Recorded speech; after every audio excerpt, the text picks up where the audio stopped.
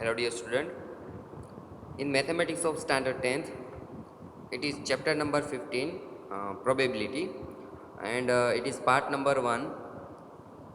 We are going to introduce the probability. हमें यह पता है कि probability क्या है. स्टैंडर्ड 9th में आप पहले ही पढ़ चुके हैं कि probability क्या है. एक संभावना कि अगर हम कोई coin है, अगर उसे हम उछालें तो क्या होगा. कि हमें पता है कि उसके दो ही पॉसिबिलिटी है कि अगर वो हमें ज़मीन पे गिरेगा तो उसमें हेड आएगा और टेल आएगा. तो इस तरह की जो संभावनाएं हैं, तो उस संभावनाओं के बारे में आप पढ़ चुके हैं. तो अभी हम यहाँ पे जो प्रोबेबिलिटी है उसके नेक्स्ट स्टेज की हम यहाँ पे बात करेंगे कि in standard 9th you have studied the experimental probability, and in this chapter we are going to study the theoretical probability. Probability, chapter number 15. In class 9 you have studied about experimental or empirical probability of events which were based on the result of actual experiment. कि आपने जो 9th में पढ़ा है कि जो भी probability है, आपने कॉइन को 10 बार 1000 बार आपने उछाला और उसके जो आउटकम है उसके हिसाब से आपने जो रिज़ल्ट है वो आपने प्रूव किए कि भी इस तरह की जो प्रोबेबिलिटी है वो हमें मिल सकती है कि जो आउटकम है उसको हम जो टोटल आउटकम है उससे डिवाइड करके हम उसकी प्रोबेबिलिटी है वो फाइंड करते थे. That is, we discuss an experiment of tossing a coin 100 times in which the frequencies of the outcome were as follow. तो हमें जो फ्रीक्वेंसी है हेड और टेल की वो हमें यहाँ पे कुछ इस तरह से मिली थी कि मानो कि हेड है वो हमने जब एक कॉइन है उसे 1000 बार उछाला तो उसके बाद हमें जो हेड है वो के कितना टाइम मिला तो के 455 टाइम, और जो टेल है वो हमें कितनी बार मिली तो के 545 टाइम. तो इस तरह से हम जो एक्सपेरिमेंटल और प्रैक्टिकली हमें उसे प्रूव किया है कि भी इतनी बार वो हेड आ सकता है और इतनी बार वो टेल आ सकता है. तो आपने देखा कि दोनों है वो जो प्रोबेबिलिटी हमने 100 टाइम जो कॉइन उछाला उसके दोनों के 1/2 मीन्स कि 50% दोनों में नियर अबाउट 50% है वो हमें यहाँ पे रिजल्ट मिलता है. So then the probability of head is given by 455/1000. हमें पता है कि कोई भी ऐसी इवेंट हो, कोई भी ऐसी सिचुएशन हो तो उसकी हम प्रोबेबिलिटी किस तरह से फाइंड करते हैं. तो कि जो आउटकम है इस इवेंट के लिए जो आउटकम है उससे हम जो टोटल आउटकम है उससे हम उसे डिवाइड करते हैं. तो यहाँ पे 455 है उसे 100 से हमने क्या किया डिवाइड किया, इसलिए यहाँ पे उसकी जो प्रोबेबिलिटी है वो क्या मिलती है 0.455. तो यहाँ पे प्रोबेबिलिटी हमें 0.455 मिलती है जो नियर अबाउट कितनी है 0.5. And the probability of tail is, जो टेल की प्रोबेबिलिटी हम किस तरह से उसे फाइंड कर सकते हैं 5045 डिवाइडेड बाय 1000. तो जो उसकी प्रोबेबिलिटी हमें मिलती है वो पॉइंट में किस तरह से डेसिमल एक्सपेंशन में कैसे मिल सकती है हमें 0.545. जो आंसर है वो नियर अबाउट 5.5 है. मीन्स की जो प्रोबेबिलिटी ऑफ हेड है वो भी नियर अबाउट 0.5 और जो प्रोबेबिलिटी ऑफ टेल है getting the tail that is also near about 0.5. Means हमें पता है कि जब हम कॉइन को उछालते हैं तो उसकी प्रोबेबिलिटी क्या होती है कि 0.5% 50% क्या होती है तो कि वो हेड आएगा और 50% प्रोबेबिलिटी क्या है वो तो कि टेल आएगा. तो इस तरह से आप देख सकते हैं कभी भी हम इस ऐसे कोई भी आउट्सकम हम फाइंड करेंगे तो यहाँ पे उसकी प्रोबेबिलिटी उसके हिसाब से ऐसे हमें मिलती है.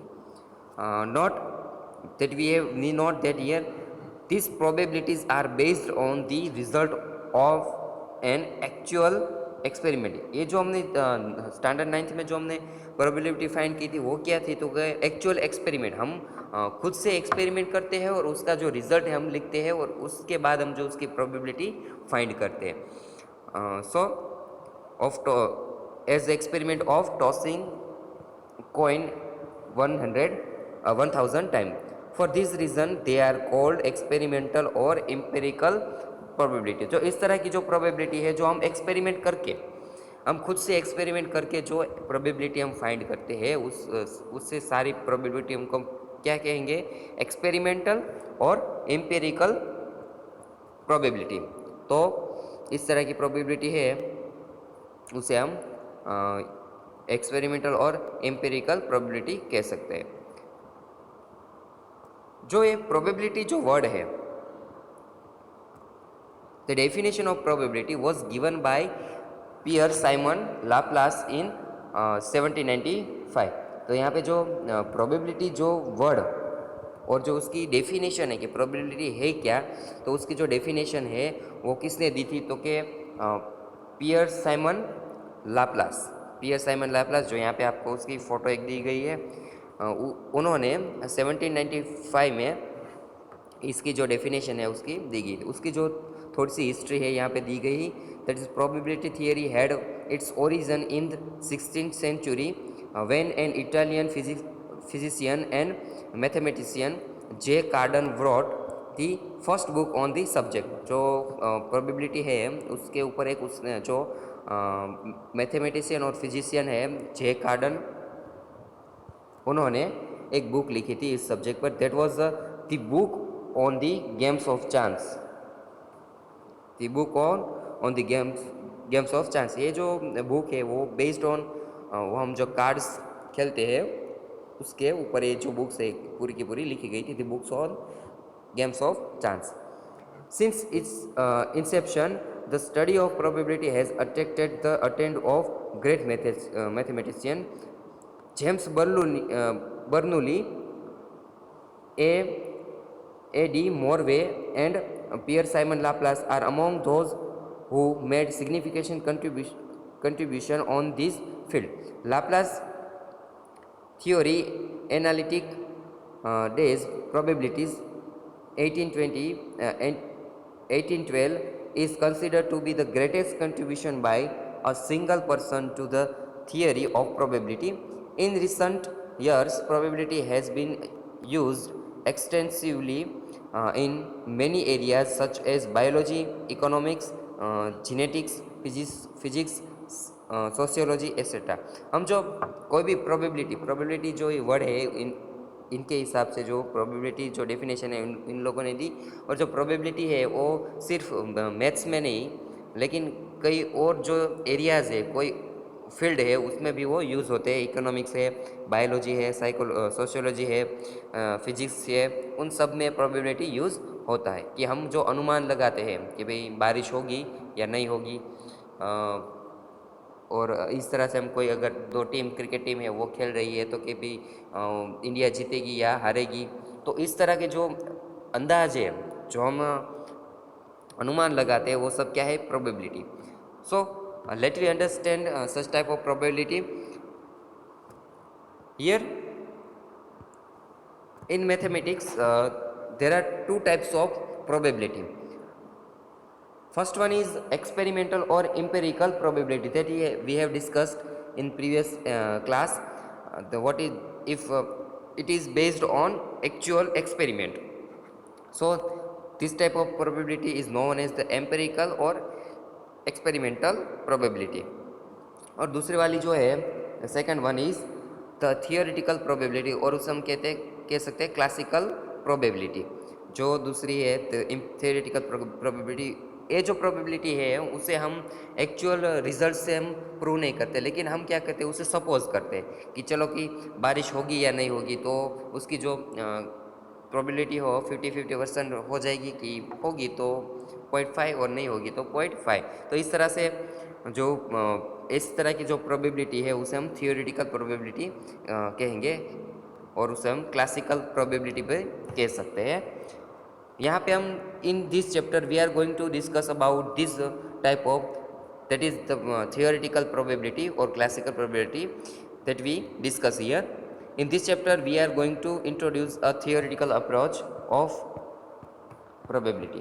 यहाँ पे हम जो नाइन्थ में जिस तरह से हमने कॉइन को उछाल के 1000 टाइम उछाल के जो हमने उसका जो प्रोबेबिलिटी फाइंड किया था उस तरह से नहीं, लेकिन अब यहाँ पे हम थियोरेटिकल यूज़ करेंगे, क्योंकि चलो 10 बार उसे उछालना हो तो हम उछाल सकते हैं, 1000 बार हमें उछालना हो तो भी हम उछाल सकते हैं। लेकिन अगर आपको कहा गया है कि चलो 10 लाख बार उसे आप उछाले तो आप क्या होगे, तो कि भाई ये जो है थोड़ा कठिन हो सकता है, इसलिए अब यहाँ पे 10 लाख टाइम हम उसे जो उसकी प्रोबेबिलिटी है उसे फाइंड कैसे कर सकते हैं, तो इसे थियोरेटिकल अप्रोच के द्वारा हम इस प्रोबेबिलिटी को फाइंड करेंगे। तो in this chapter we are going to study this type of probability, that is the theoretical approach of probability. So let us understand what is this the probability a theoretical approach. Suppose a coin is tossed at random. यहाँ पे हमें क्या करना है कि हमें coin को उछालना नहीं है, लेकिन सपोज करना है कि हमें कॉइन को जो कॉइन है उसे हम उछालें। नाउ वी टेक हियर्स और assume that the coin is unbiased fair. यहाँ पे जो कॉइन है वो क्या होना चाहिए, अनबायस्ड एंड फेयर। हमें पता है कि कॉइन की दो साइड होती है, एक तरफ हेड होता है और एक दूसरी तरफ क्या होता है, टेल होता है। लेकिन कितने ऐसे भी सिक्के हैं कि जो कि दोनों तरफ कैसे है, एक तरह से। वो शोले, आपने वो शोले पिक्चर देखी होगी, उसमें जो सिक्का जो कॉइन होता है उसकी दोनों तरफ एक जैसे होती है। तो यहाँ पे जो कॉइन लेना है वो कॉइन कैसा होना चाहिए, अनबायस्ड एंड फेयर। चलो अब देखते हैं कि ये अनबायस्ड और फेयर क्या है। So first we check biased and unfair coin.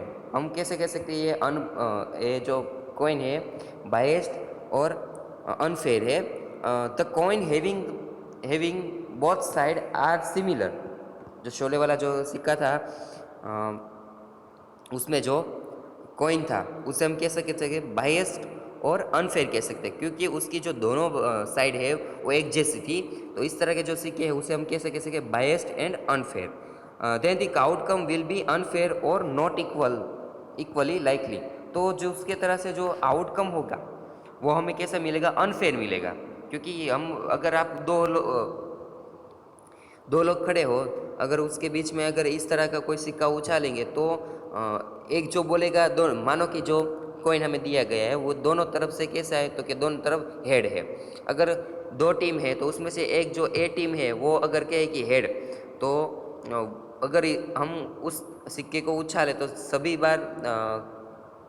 सभी ट्रायल में क्या आएगा, तो कि हेड ही आएगा। तो जो टीम भी है उसके साथ ये अनफेयर होगा।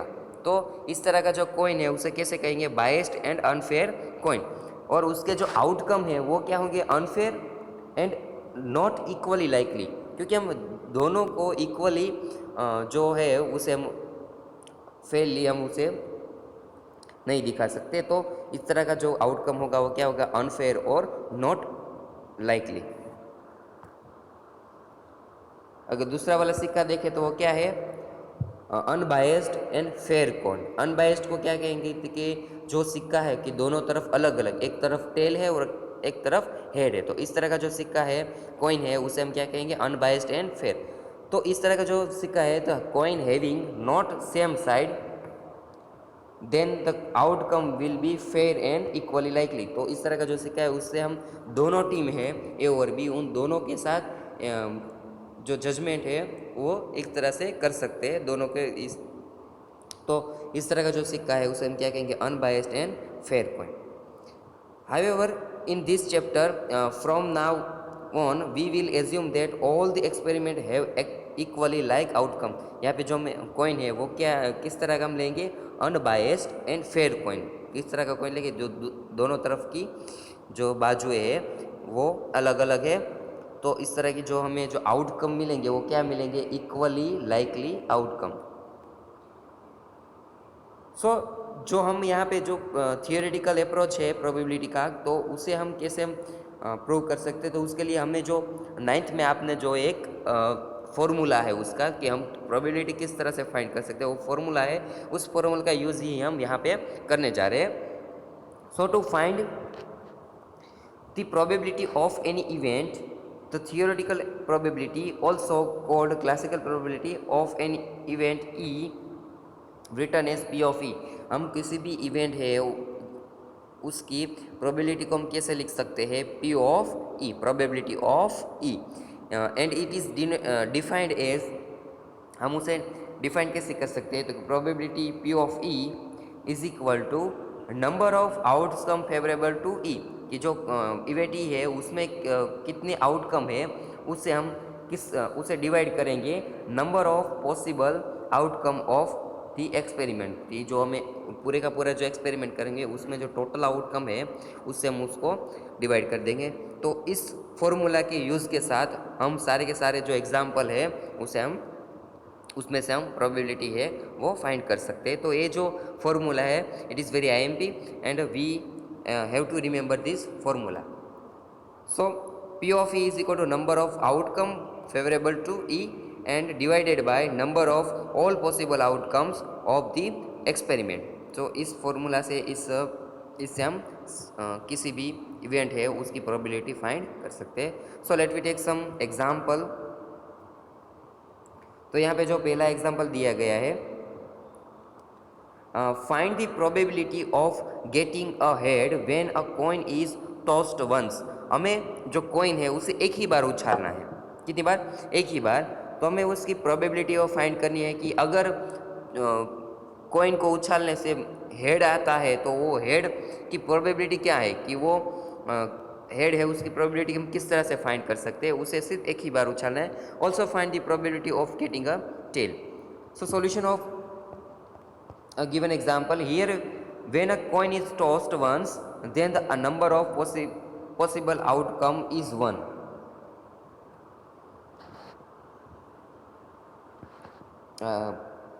Possible outcome is 2।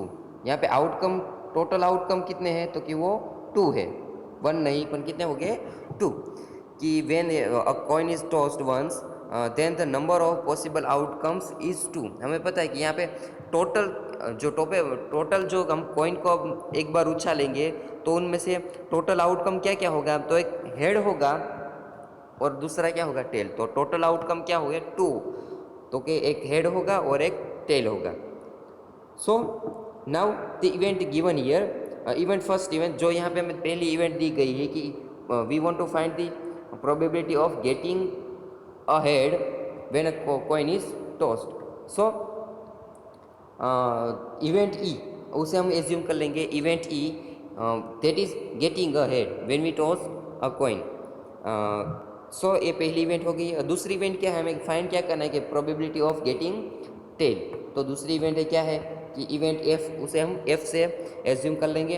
तो उसको क्या कहेंगे हम? Getting a tail. Event F क्या है? Getting a tail. Now we want to find the probability of both the event. So the number of possible outcome of an event E. Event E क्या है? कि getting head. हम एक ही बार सिक्के को उछालेंगे तो उसके आउटकम क्या होगा? एक ही है।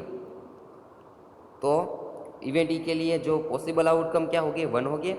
और and the number of possible outcome of an event F. F क्या है? कि गेटिंग अ टेल। टेल कितनी बार आएगा? सिर्फ एक ही बार आएगा। तो वो क्या हो गई है? 1। तो चलो अब हमारे पास दोनों के इवेंट ई और एफ के फेवरेबल आउटकम भी है और जो टोटल आउटकम है वो भी हमारे पास है। तो इसकी प्रोबेबिलिटी हम किस तरह से फाइंड कर सकते हैं? तो कि then we put the all values in given formula that is P of E। यहाँ पे जो प्रोबेबिलिटी दी गई है P of E is equal to number of possible outcome favourable to event E and divided by number of all possible outcome of event of experiment which is equal to, हमें पता है क्या मिलेगा? वो जो E के है outcome वो क्या हो गया? 1। और जो नंबर ऑफ पॉसिबल आउटकम है उसके हो गया 2। इसे हम इस तरह से लिख सकते हैं 0.5। इसे क्या लिख सकते हैं? 0.5 भी हम कह सकते हैं। एंड P ऑफ F भी यही मिलेगा क्योंकि उसके आउटकम भी क्या है? एक ही है और उसके divide by total outcome it is equal to 0.5। तो इस तरह के जो आउटकम है यहाँ पे हमें मिलेगा। तो यहाँ पे हमने जो दोनों की प्रोबेबिलिटी है कि इवेंट ई और इवेंट एफ दोनों की जो प्रोबेबिलिटी है हम यहाँ पे फाइंड कर ली है। सो इस तरह से इस फॉर्मूला का यूज़ करके हम किसी भी ऐसा जो थियोरेटिकल अप्रोच है, थियोरेटिकल जो एक्सपेरिमेंट है, उसे हम इस तरह से फाइंड, उसकी प्रोबेबिलिटी है इस तरह से हम फाइंड कर सकते हैं। Now example number 2, a bag contain a red ball, a blue ball and a yellow ball, all the balls being of the same size. तो यहाँ पे एक बैग दी गई है और बैग में 3 तरह के बॉल है, a red ball, a blue ball and a yellow ball. 3 तरह के बॉल है, रेड, ब्लू एंड येलो, और जो तीनों के तीनों बॉल है वो एक साइज के बॉल है। Kritika takes out a ball from the bag without looking into it. अब कृतिका है तो कृतिका यहाँ से जो बॉल है वो उनमें से उस बैग में देखे बिना जो बॉल है उसे उसे वो बाहर निकालेगी from the bag without looking in it. What is the probability that she takes out. तो यहाँ पे हमें प्रोबेबिलिटी फाइंड करनी है कि तीनों में से कौन सा बॉल है, उसकी प्रोबेबिलिटी कितनी है। तो कि येलो बॉल, रेड बॉल और ब्लू बॉल। तो तीनों तीन जो बॉल है उसे हम किस तरह से, उसकी प्रोबेबिलिटी क्या होगी। तो इसकी प्रोबेबिलिटी फाइंड करने के लिए हमें तीनों की 3 इवेंट लेंगे, क्योंकि यहाँ पे 3 हमें यहाँ पे क्लूज दी गई है कि येलो बॉल की प्रोबेबिलिटी फाइंड करनी है, रेड बॉल की प्रोबेबिलिटी फाइंड करनी है और ब्लू बॉल की प्रोबेबिलिटी फाइंड करनी है when she takes out the ball from the bag without looking into it. So let we find the probability of given example. So solution of given example, Kritika takes out a ball from the bag without looking into it. So it is equally likely that she takes out any one of them, क्योंकि यहाँ पे जो तीनों के तीनों ball दी गई है वो अलग अलग है, एक रेड है, एक ब्लू है और एक येलो है, और वो इस पर देखे बिना उसमें जो बॉल को एक के बाद एक वो उसमें से लेंगी। तो इस तरह से तीनों को तीनों एक हिस्से में, एक जैसे हिस्से में उसे तीनों को ट्रायल मिलेगा। तो ये जो इस तरह का जो आउटकम है उसे हम क्या कहेंगे, इक्वली लाइकली आउटकम। उसे क्या कहेंगे, equally likely that she takes out any one of the them. So the number of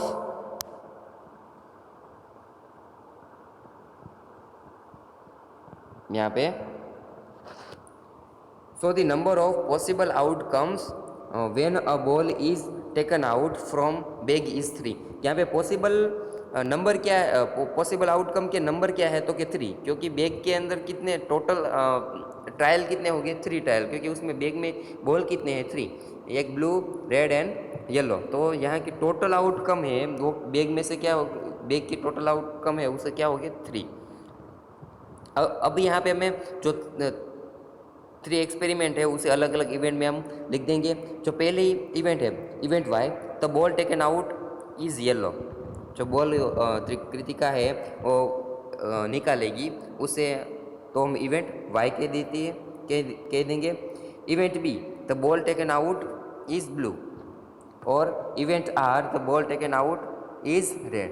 तो इस तरह से 3 इवेंट है, वो इस तीनों इवेंट है उसकी हमें प्रोबेबिलिटी फाइंड करनी है। And in all event the number of possible outcomes is 1। हमें पता है कि येलो बॉल एक ही है, ब्लू बॉल एक ही है, रेड बॉल एक ही है, तो उसके आउटकम भी कितने होंगे, एक ही होगा। तो तीनों के लिए जो आउटकम है वो क्या मिलेगा हमें, 1। So let we find the probability of given event. तो इस तरह से हम जो उसका जो फॉर्मूला है उसमें जो वैल्यू है वो रख के हम उससे फाइंड कर सकते। तो पहला है कि प्रोबेबिलिटी ऑफ वाई कि येलो बॉल की प्रोबेबिलिटी क्या होगी, 1/3। Total favourable outcome to Y to event Y that is 1 and total outcome that is 3। So इस तरह से हम 1/3, तो उसकी हम अगर इसे कहे तो कि 0.33, और इसे हम कह सकते हैं कि 33%। इसे हम 33% भी कह सकें, क्योंकि इसे हम 0.33 को 100 से मल्टीप्लाई करेंगे तो हमें 33%। तो अगर बॉल में से बैग में से बॉल निकालने की, येलो बॉल निकालने की प्रोबेबिलिटी क्या होगी, 33%। और P of R is equal to 1/3, वो भी इस तरह से लिख सके कि 0.33, और उसकी जो प्रोबेबिलिटी है वो परसेंटेज में किस तरह से लिख सके 33%। इस तरह से हमें probability of P of B, that is the ball taken out is blue, so उसकी भी प्रोबेबिलिटी क्या होगी 1/3। तो इस तरह से हमें किसी भी इवेंट है उसकी प्रोबेबिलिटी हम फाइंड कर सकते हैं।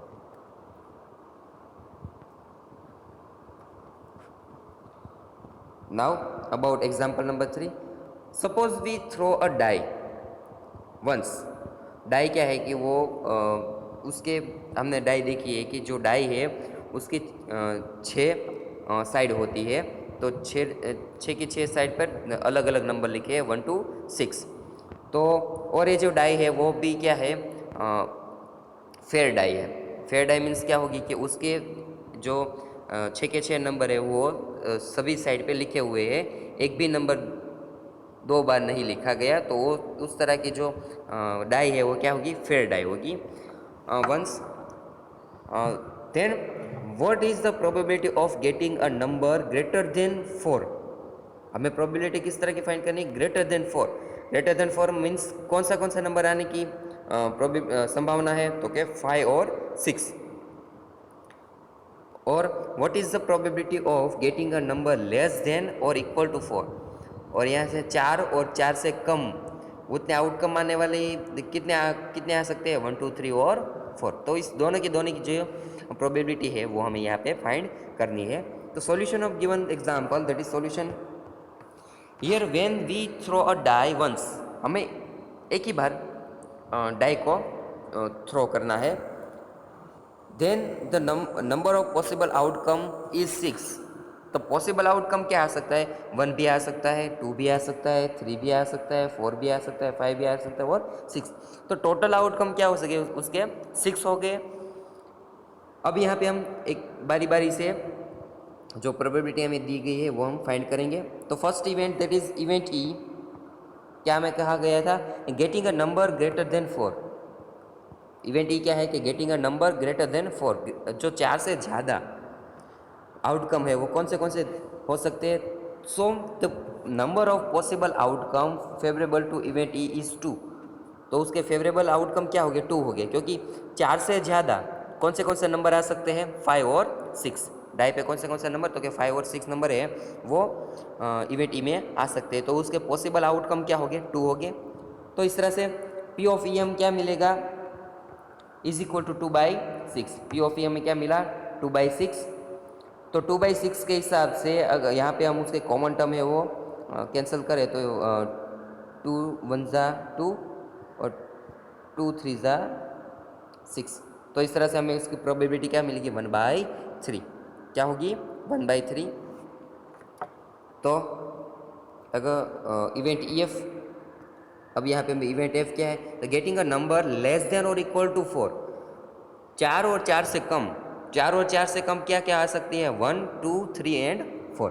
तो then the number of possible outcome favourable to event F is 4। तो जो पॉसिबल आउटकम है वो क्या होंगे 4। तो यहाँ पे possible outcome favourable to F मिल गए और टोटल आउटकम हमारे पास है 6। तो उस तरह से हम पी ऑफ ई कैसे फाइंड कर सकते हैं, P of E F is equal to 4/6। यहाँ पे कॉमन हम यहाँ पे कॉमन जो फैक्टर है उसे वो डिवाइड करें, 2 2 ज़ा 4 एंड 2 3 ज़ा 6, दैट इज 2/3। तो जो उसका प्रोबेबिलिटी है पी ऑफ एफ का वो क्या होगा 2/3। तो इस तरह से हम प्रोबेबिलिटी फाइंड कर सकते हैं। और यहाँ पे हम जो एक मज़ेदार बात है कि जो P of E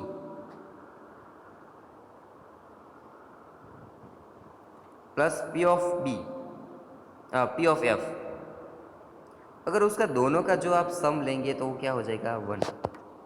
P of E plus P of F दोनों की जो प्रोबेबिलिटी आप उसका जो सम लेंगे तो वो क्या होगा 1 होगा।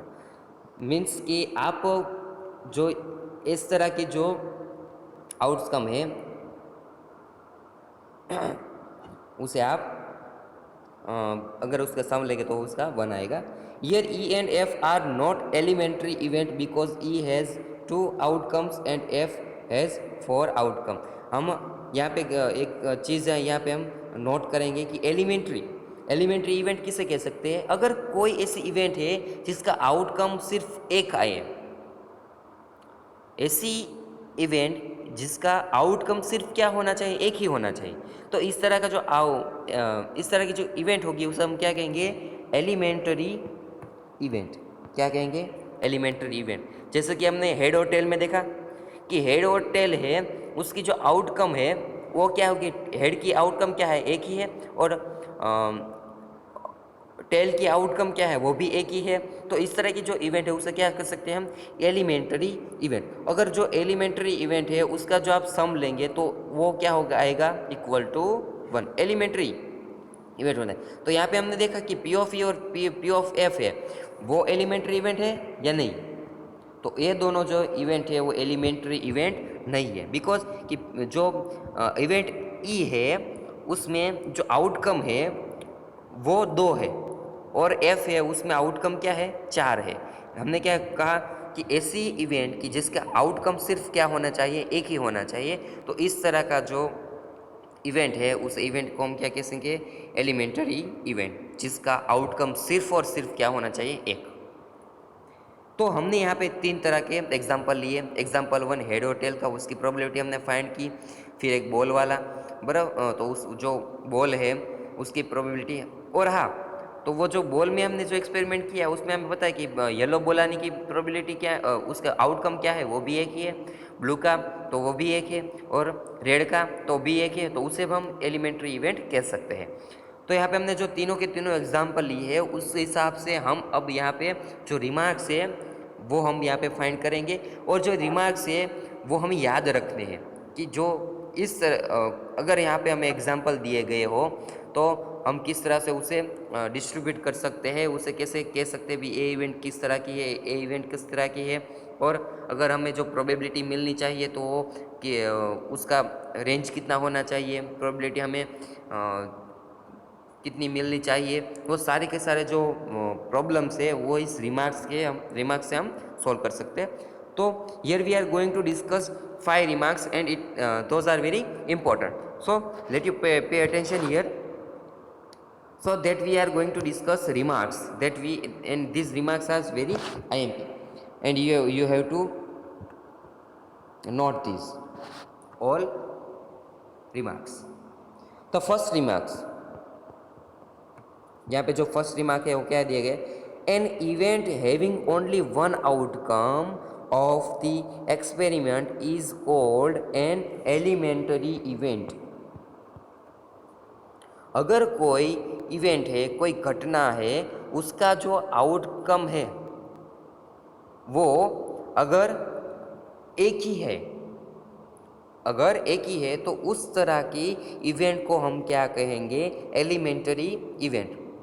हेड और टेल में क्या होगा? उसका आउटकम एक ही है.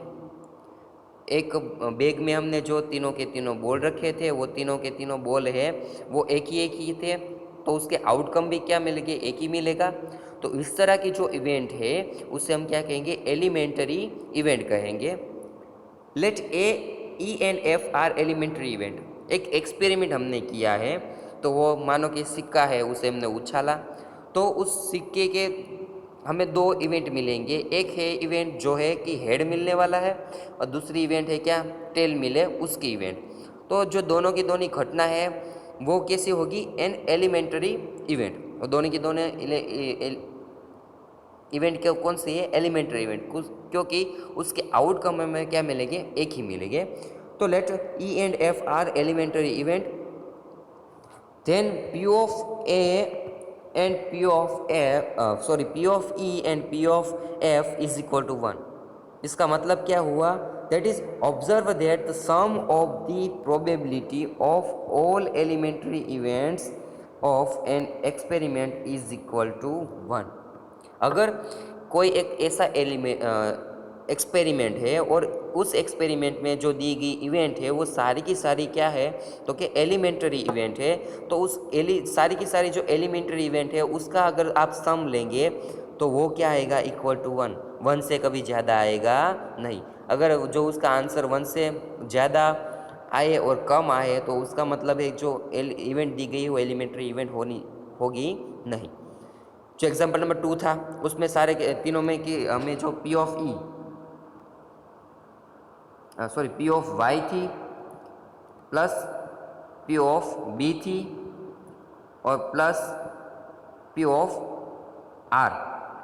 तो आपको पता है कि तीनों की तीनी कितनी थी 1/3 प्लस 1/3 प्लस 1/3। इसका आंसर भी क्या आएगा 1, क्योंकि वो जो तीनों की तीनों इवेंट थी वो क्या थी एलिमेंट्री इवेंट, क्योंकि वाई का भी एक बॉल था, ब्लू का भी एक ही बॉल था और रेड का भी एक ही बॉल था। तो इस तरह की जो इवेंट्स होती है उन्हें हमें एलिमेंट्री इवेंट कहेंगे और एलिमेंट्री इवेंट का सम लेंगे तो उसका सम क्या आएगा 1। तो ए पे पहला ही रिमार्क था।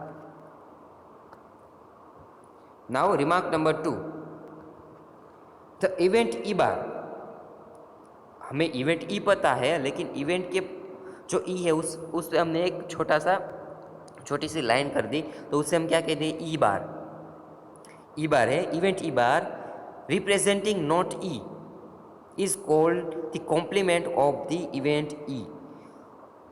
ई बार क्या है तो कि वो ई को रिप्रेजेंट नहीं करता। इसका मतलब है उसका कॉन्ट्रैक्ट है, कॉन्ट्राडिक्शन है, वो हमें लेना है। मानो कि ई है वो हेड आने का है, ई क्या होगा ओके गेटिंग अ हेड। तो not E not representing E that is वो क्या होगा दूसरी वाली इवेंट एफ, क्योंकि एफ क्या है कि गेटिंग अ टेल। एफ में टेल आने की संभावना है, हेड आने की संभावना नहीं है।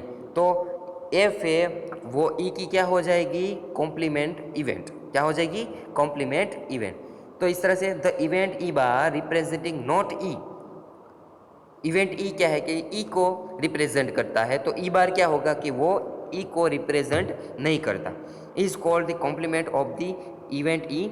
We also say that E and E bar are complementary events.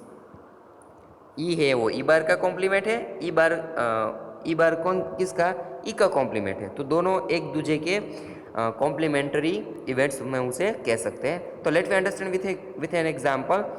Example number 1, from example number 1 हमने स्टडी किया है कि एग्जाम्पल नंबर 1 में दो तरह के हमने इवेंट लिए थी, इवेंट ई और इवेंट एफ।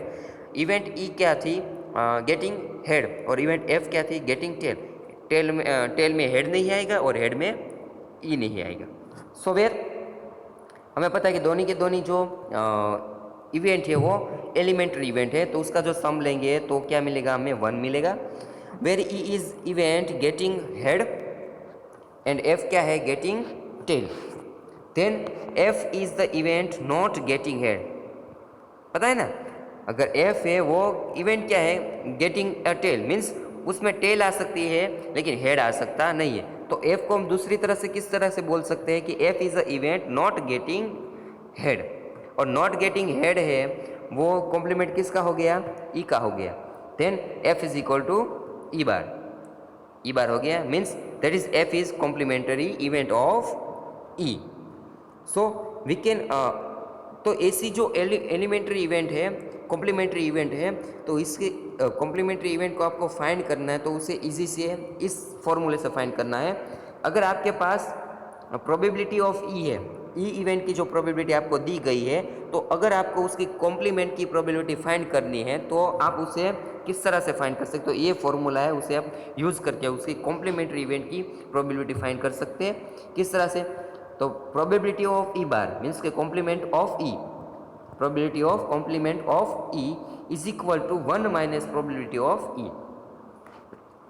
समझ आ गया ना कि आपको प्रोबेबिलिटी कॉम्प्लीमेंट जो ई है उसकी कॉम्प्लीमेंट इवेंट है उसकी आपको प्रोबेबिलिटी फाइंड करनी है, तो P of complement of E is equal to 1 minus P of E. इस तरह इस फॉर्मूला से आप उसे फाइंड कर सकते हैं। याद रखना है कॉम्प्लीमेंट का क्या है, अगर ई है तो वो उसका कॉम्प्लीमेंट है उसमें ई नहीं आएगा। तो ये थी रिमार्क 2। Now about remark 3।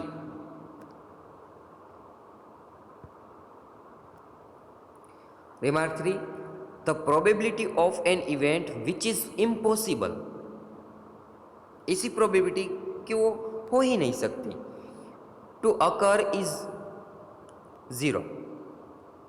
अगर ऐसी कोई प्रोबेबिलिटी है जो उसकी पॉसिबिलिटी क्या है, impossible, which is impossible, the probability of any event which is impossible to occur is 0। तो इस तरह की जो प्रोबेबिलिटी है उसकी इस तरह की जो इवेंट है उसकी प्रोबेबिलिटी क्या हो जाएगी, 0 हो जाएगी।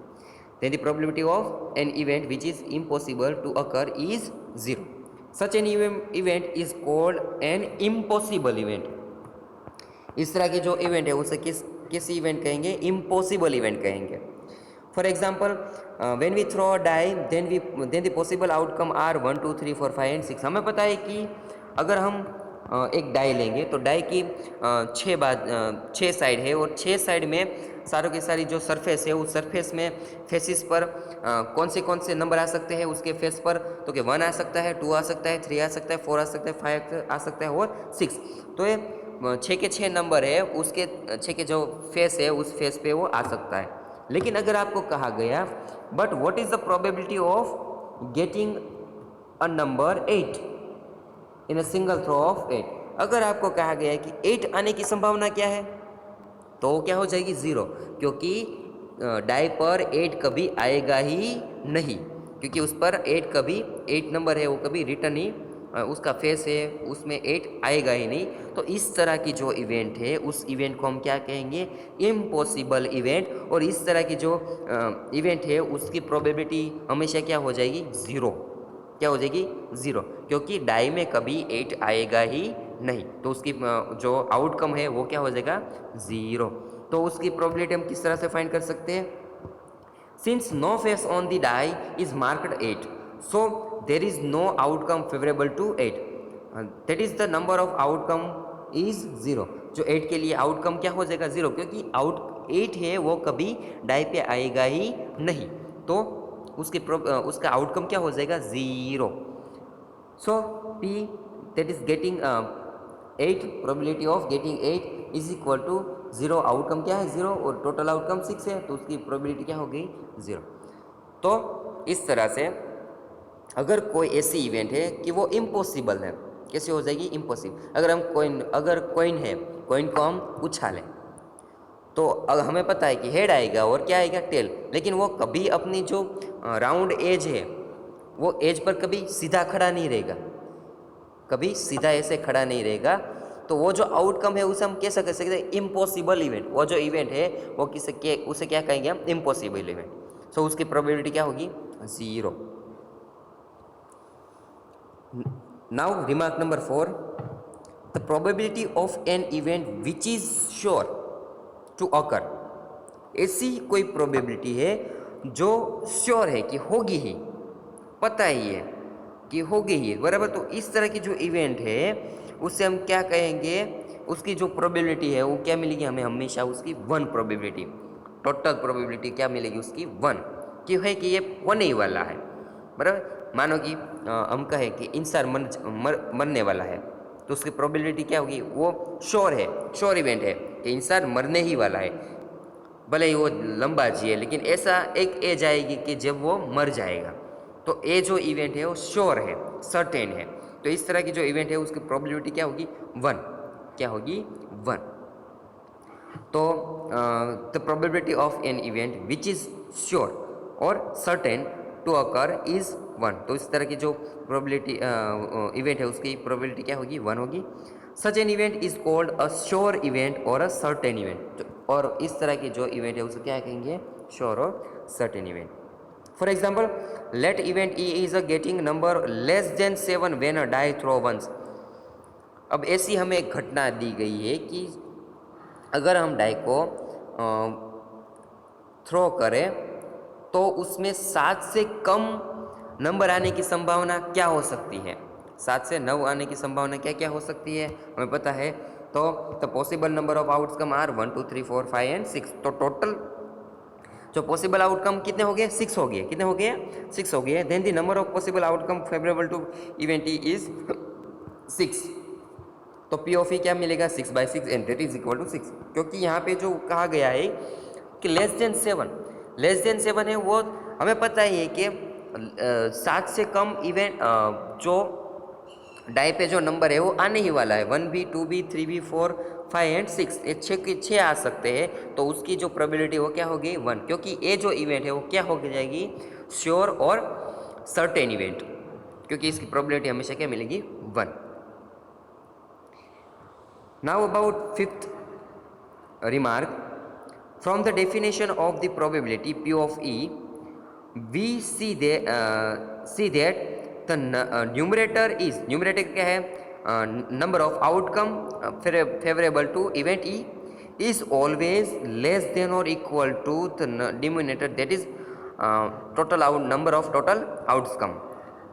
हमें पता है कि प्रोबेबिलिटी हम जो फॉर्मूला रखते हैं उसमें जो न्यूमरेटर है वो हमेशा डिनोमिनेटर से कैसा होगा, कम होगा या उसके जितना। यहाँ पे जो हमने एग्जांपल लिया उसमें पता है कि ये जो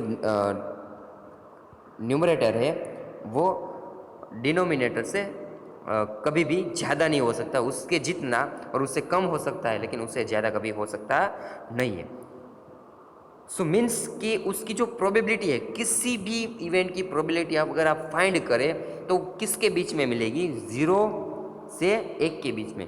उसकी प्रोबेबिलिटी 0 हो सकती है और ज़्यादा से ज़्यादा 1 हो सकती है, 1 से ज़्यादा नहीं हो सकती। किसी भी इवेंट की आप प्रोबेबिलिटी फाइंड करें तो कभी 1 से ज़्यादा और 0 से कम कभी नहीं होगी, मीन्स वो नेगेटिव नहीं होगी और 1 से कभी ज़्यादा नहीं मिल सकती। उसकी जो रेंज है, उसकी जो वैल्यू है, किसी भी प्रोबेबिलिटी की वैल्यू है वो हमेशा 0 और 1 के बीच में ही रहेगी। 0 होगी, कम से कम 0 होगी और ज़्यादा से ज़्यादा 1 से ज़्यादा और 0 से कम कभी होगी नहीं। That is P of may be greater than 0 और equal to 0 and less than 1 और equal to 1, it never be negative, ये कभी भी नेगेटिव में मिलेगी नहीं।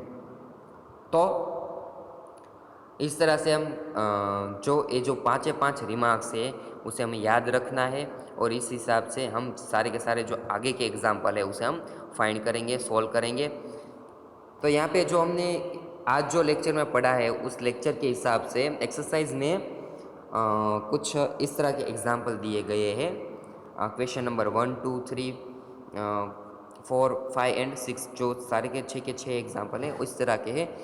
डेफिनेशन ने जो डेफिनेशन की है वो जो सारी की सारी डेफिनेशन है 2 बार लिख लो, इसे रिमेंबर कर लो और बाद में जो डेफिनेशन है वो एग्ज़ाम में पूछी जा सकती है, क्योंकि जो प्रोबेबिलिटी चैप्टर है उसमें ज़्यादा से ज़्यादा 1 मार्क्स के या 2 मार्क्स से जो क्वेश्चन है वो पूछेंगे। तो जो डेफिनेशन है वो भी इसमें आ सकती है। तो सारी की सारी जो बातें हैं, छोटे से छोटी बातें जो हमने यहाँ पे क्लियर की है वो सारी की सारी बातें आप ध्यान से पढ़ ले, लिख ले। एक अगर वो समझ में ना आए तो 2 बार देखे, लिख ले, और अगर फिर भी आपको समझ में नहीं आए तो आप जो मुझे इसमें नंबर दिया गया है उस नंबर में आप मुझे कॉल कर सकते हैं। सो do the homework, exercise number 15.1, question number 1 2 3 4 and 5 and 6. If you found any doubt then you can call me